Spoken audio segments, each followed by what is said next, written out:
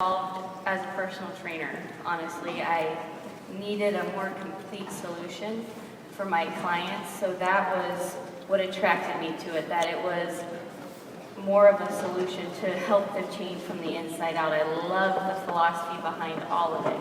So that's initially why I got involved, but my life didn't really change. It didn't really start growing until my wife smacked me in my face. When my husband deployed for the very first time, I felt like my heart was ripped out of my chest. I remember being in the hangar and hugging him for the very last time and not wanting to let go because I was afraid I was going to forget what he felt like and what he smelled like. And I remember that having to tell him he had to go, and I didn't want to let go.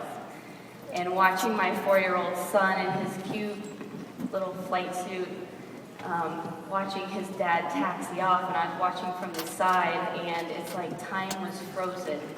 And a single tear, I'll never forget it, just rolled down his face. And it was so surreal, and I felt for the first time in my life completely helpless.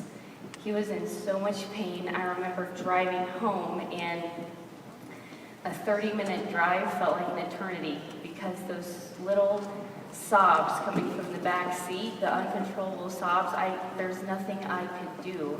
I felt helpless and sad and angry, and everybody kept telling me that it was going to get easier and the pain was going to fade, and it didn't. For me, it just got bigger and bigger to the point where I was surviving instead of living, if that makes sense. And I didn't feel like I felt like a failure as a mom, as a military wife, and as an American, because I felt weak.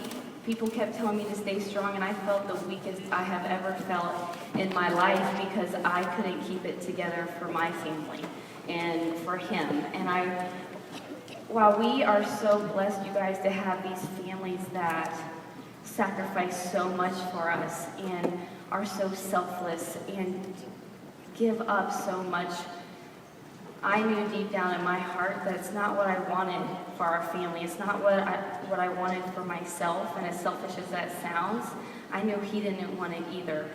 And so one morning, I'll never forget, I was walking downstairs after a sleepless night with my 10-month-old, and I lived on coffee at the time, and a quote that I have walked past a million times stopped me in my tracks, and it said, "If you want something different, you have to do something different."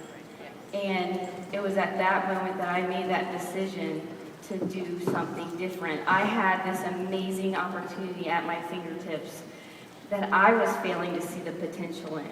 It was my fault for letting that slip through my fingers. I wasn't putting in the business what it deserved, and it had the power to change my why.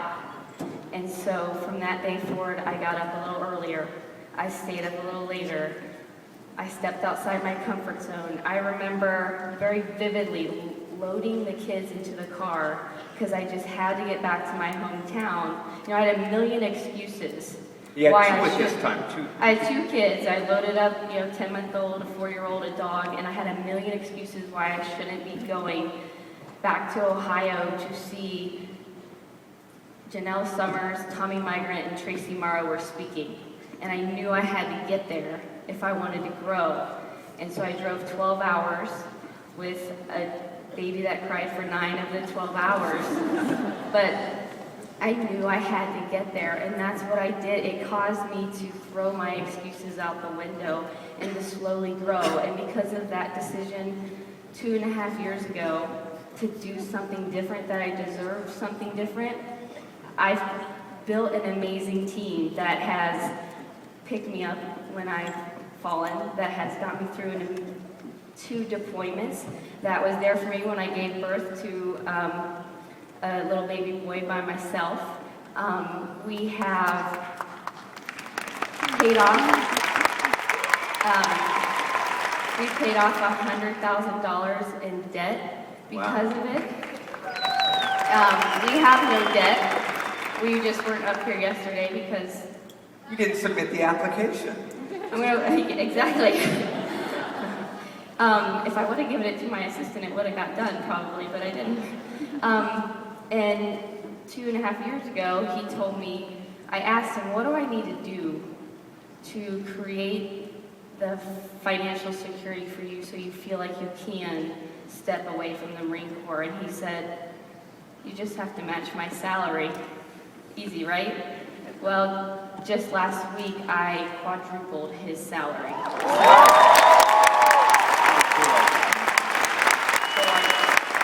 I know, Sommer,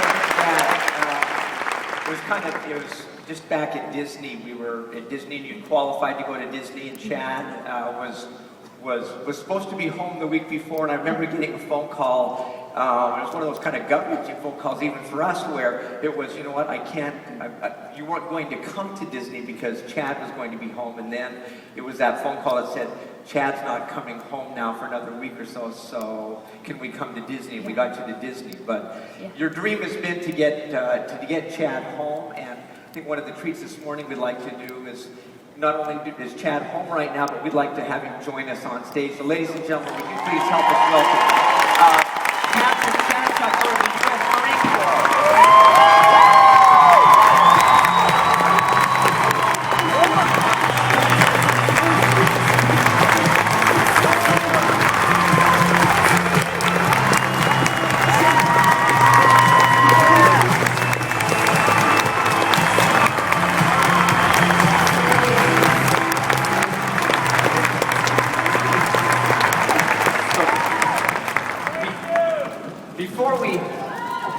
We're going to hear from Chad. The military has a family member in the military.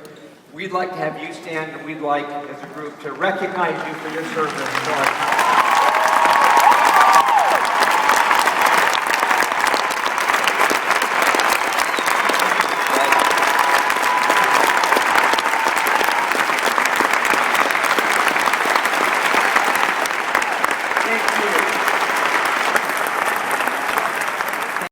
You need to keep I gotta close. They keep yelling at me there. Sorry. Man, this is amazing. I appreciate it. You're used to people yelling at you in the military, aren't you? Yeah. When you're a captain, maybe you're on the other side. Not really, no. No. Keep it up. Here, you hold that arm up. Okay, there we go. Keep it right here. Just want to thank, first of all, our team for being here. This has been amazing. This amazing opportunity. I feel like, meeting all these Hollywood stars, so I'm sorry for my voice. I know I'm supposed to be a big bad Marine or whatever, so I'm not big, obviously, and I'm not bad, clearly, so I'll probably start crying here in a second, but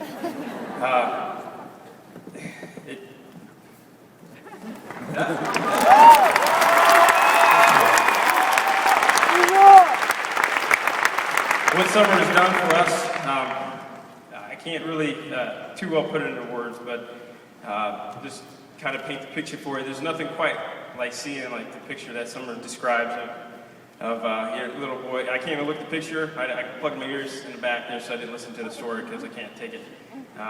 And then you couple that with seeing your child born on Skype. That's it. So what she's done is I can't thank her enough, and it's not anything. I think Mindy said it earlier. It's not anything that anybody else can't do. She's amazing, and she's pushed through, and she's sacrificed so much for us. And then, in 3 years, we can call it quits. I'm very proud of what I did in the Marine Corps. I love the Marine Corps, and I love all the experiences I had with it, and things I've done. But life's about time, right? And I'm sorry, life's about time. And in the military, you count everything by time. So time, how long do I have to deploy? How long is the deployment? When's it coming home? Okay, when's the next deployment? When's the next attachment? It's just the way it is. So we can just spend time. I can meet my kids at the school bus. That's kind of